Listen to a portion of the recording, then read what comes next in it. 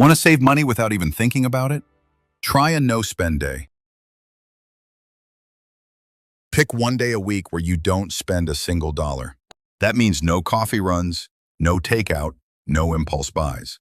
Instead, cook from home, use what you already have, and find free ways to enjoy the day. Do it every week, and you'll save hundreds each year, without drastically changing your lifestyle. One simple rule: no spending for 24 hours.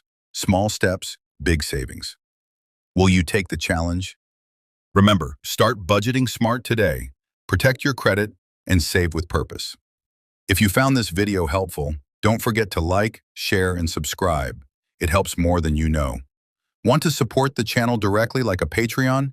Visit www.pytown.ca/lifeledger and become part of the community. And if you're feeling the vibe, grab some of our merch here. atown.creatorspring.com. Thanks for watching. Keep your finances strong, and we'll see you next time on Life on a Ledger.